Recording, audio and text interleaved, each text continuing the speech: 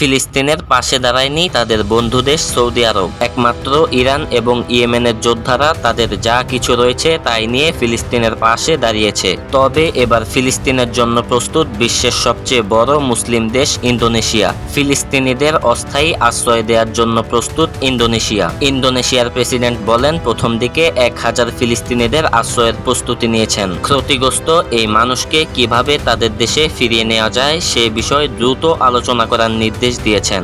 ইন্দোনেশিয়ার প্রেসিডেন্ট আরো বলেন, আমরা আহত ফিলিস্তিনিদের সরিয়ে নিতে পুরোপুরি প্রস্তুত। ভুক্তভোগীরা পুরোপুরি সুস্থ হয়ে ওঠা এবং গাজার পরিস্থিতি তাদের ফেরত পাঠানোর জন্য নিরাপদ হওয়ার আগ পর্যন্ত তারা ইন্দোনেশিয়ায় থাকবেন। গত কয়েক দশক ধরে ইসরায়েল এবং হামাসের মধ্যে উত্তেজনা ক্রমশ বাড়লেও এই সংঘাতে রয়েছে এক ইতিহাস। বিশ্বের 57টি মুসলিম দেশে মুসলমানের সংখ্যা প্রায় 200 কোটিরও বেশি। অন্যদিকে ইসরায়েল পৃথিবীর একমাত্র ইহুদি রাষ্ট্র যার জনসংখ্যা প্রায় 1 কোটি। কিন্তু এই ক্ষুদ্র জনগোষ্ঠীর সামরিক শক্তির সামনে আজ কোটি কোটি মুসলমান অসহায়। প্রশ্ন উঠে, বিশ্বের সবগুলো মুসলিম দেশ এক হয়ে কেন ফিলিস্তিনের পাশে দাঁড়াচ্ছে না? গাজায় ইসরায়েলি আগ্রাসন দিন দিন ভয়াবহ রূপ নিচ্ছে।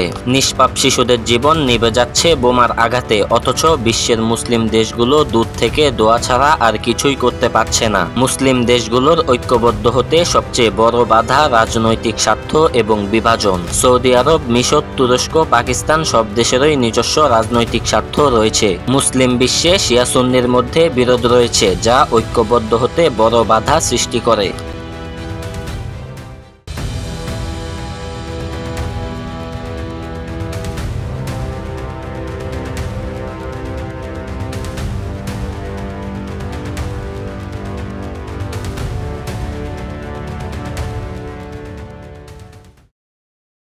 ভিডিওটি ভালো লাগলে এখনই আমাদের চ্যানেলটি সাবস্ক্রাইব করুন আর পাশে থাকা বেল আইকনটি বাজিয়ে দিন এবং কমেন্ট সেকশনে জানিয়ে দিন আপনার গুরুত্বপূর্ণ মতামত।